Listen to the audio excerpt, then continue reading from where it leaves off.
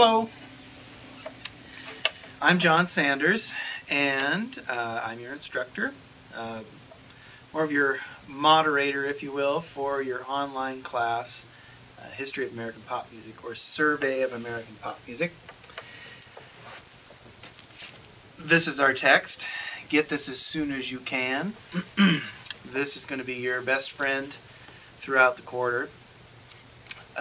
This is the first time I'm teaching this class online, although I have taught online before, but not this particular course. I have taught this course before, but not online. So it's going to be a cool ride. I'm looking forward to it.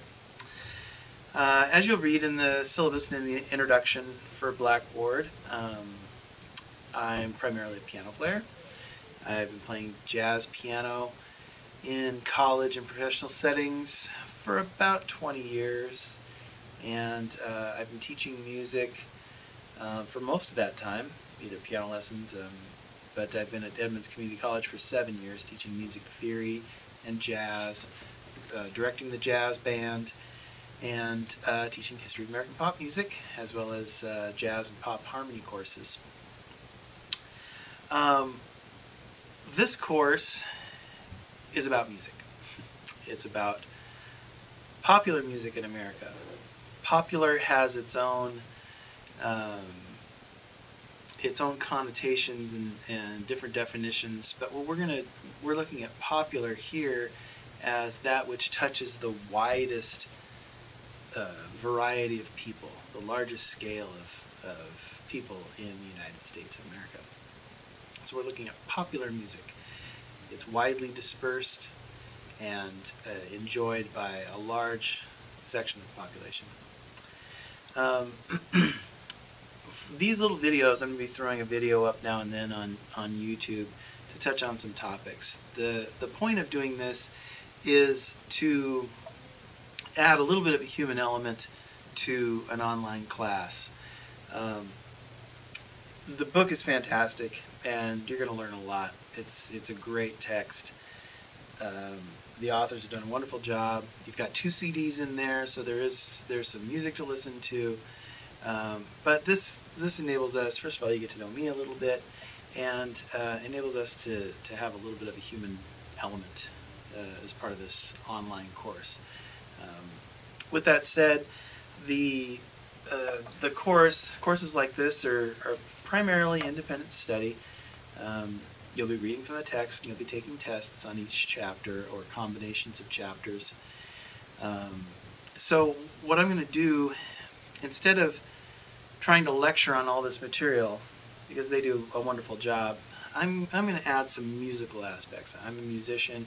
I love to play, and so this video is our first chance to get into the human music making element of what's going on, and we can talk about some musical concepts.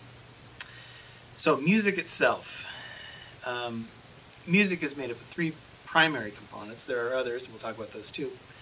But the primary components are melody, a melody is a succession of single notes, individual notes, arranged in a particular way that it is pleasing. So the melody, Marietta Little Lamb, that's one of the primary components of music. Another is harmony. I can add chords to that. Harmony is the simultaneous sounding of notes. 2 or more notes sounding at the same time.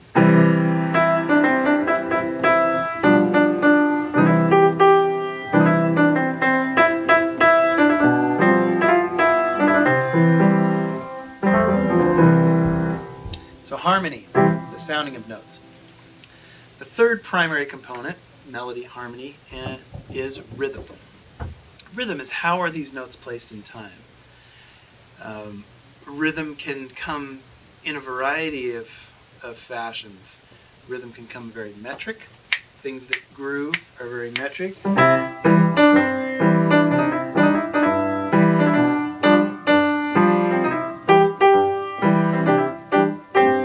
things that are grooving are metric rhythm. Or it can be rubato, what we might call a narrative rhythm in classical music. If we go...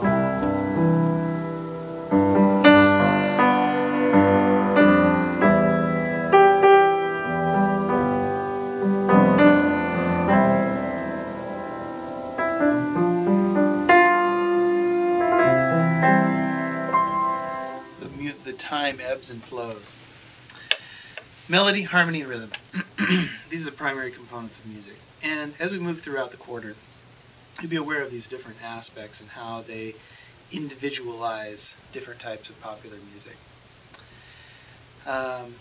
In this first video, I'm going to talk about a couple of points in Chapter 1. Again, I'm not just going to go through and give you all the facts, because the book lays it out really well.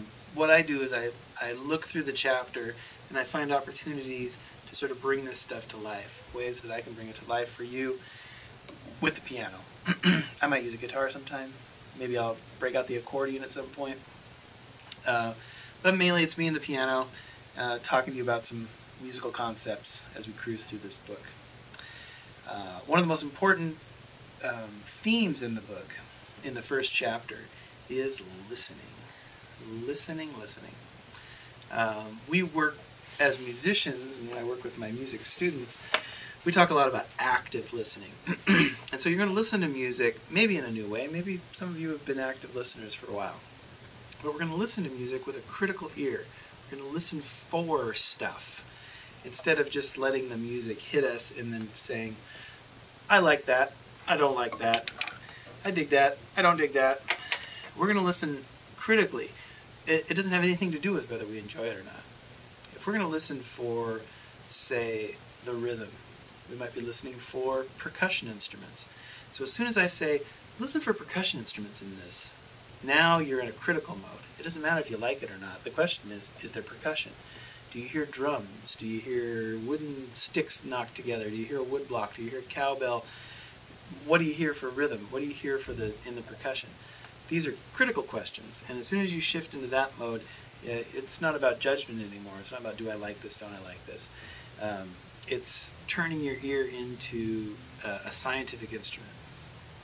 And so critical listening is an important part. Listening is an important part of any study of music, no matter what it is you're doing. If you're studying jazz, you're going to listen to jazz musicians. You're going to listen to great jazz artists, great jazz music. If it's classical, you're going to listen to classical music, and you're going to try to emulate the style of the musician you're listening to. So listening is what it's all about. One of the things we'll be listening for is form. Form is how the music is organized structurally. How is a piece of music put together? The book calls it formal analysis. If you think about form, the idea of form, think about when a house is built, the first thing they do, well, after they level the ground, get the stuff ready, they pour a form. They set up forms to pour cement into a shape so that the house can be built on that. And that is the footprint. That's the initial design structure of the house, is that form. And that's exactly what we're talking about here. In Chapter 1, they mention a couple forms. They mention the 12-bar blues. They mention AABA form.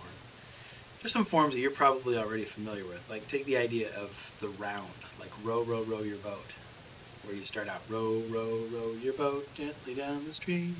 Merrily, merrily, merrily, merrily, life is but a dream. And somebody goes row, row, row your boat, and then row, row, row your boat, and row, row, row. People are coming in. Well, that's a type of form. It's called a round. It's also called a canon. That's a type of form. And so if you're aware of that as a round, you know a kind of form. The 12-bar blues. You've heard this a billion times. You know, they mention the theme to Batman. Na na na na na na na na na na na na na Batman. It starts out on one thing, and then it moves to another, and it moves back. It follows a 12-bar blues.